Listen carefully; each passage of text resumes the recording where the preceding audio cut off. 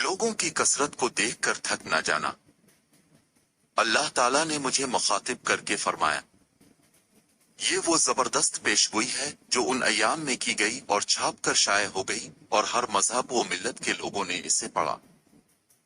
ऐसी हालत और ऐसे वक्त में कि मैं गुमनामी के गोशे में पड़ा हुआ था और कोई शख्स मुझे न जानता था, खुदा ताला ने फरमाया कि तेरे पास दूर दराज मुल्कों से लोग आएंगे और कसरत से आएंगे, और उनके लिए मेहमानदारी के हर किस्म के सामान और लवाजमात भी आएंगे। चूंकि एक शख्स हजारों लाखों इंसानों को मेहमानदारी के जमी लवाजमात मुहैया नहीं कर सकता और ना इस कदर अखराजात को बर्दाश्त कर सकता है, इसलिए खुद ही फरमाया उनके सामान भी साथ ही आएंगे। और फिर इंसान कसरत मखलूकात से घबरा जाता है और उनसे कज खुल्क कर बैठता है, इसलिए इससे मना किया कि उनसे कज खुल्क ना करना।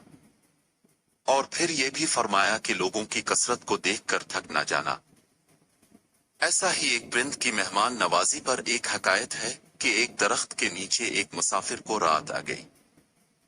जंगल का वीराना और सर्दी का मौसम, दरख्त के ऊपर एक परिंद का आशियाना था। नरो मादा आपस में गुफ्तगू करने लगे कि यह गरीब अलवतन आज हमारा मेहमान है और सर्दी ज़दा है, इसके वास्ते हम क्या करें। सोच कर उनमें यह सलाह करार पाई कि हम अपना आशियाना तोड़कर नीचे फेंक दें और वो इसको जलाकर आग तापे। चुनांचे उन्होंने कहा कि यह भूखा है, इसके वास्ते क्या दावत तैयार की जाए, और तो कोई चीज मौजूद न थी। इन दोनों ने अपने आप को नीचे इस आग में गिरा दिया ताकि उनके गोश्त का कबाब उनके मेहमान के वास्ते रात का खाना हो जाए। इस तरह उन्होंने मेहमान नवाजी की एक नजीर कायम की। सो हमारी जमात के मोमिनीन अगर हमारी आवाज को नहीं सुनते तो इस मुर्गी की आवाज को सुने, मगर सब बराबर नहीं। कितने मुखलिस ऐसे हैं कि अपनी ताकत से ज्यादा खिदमत में लगे हुए हैं। खुदाए ताला उनको जज़ाई खैर दे।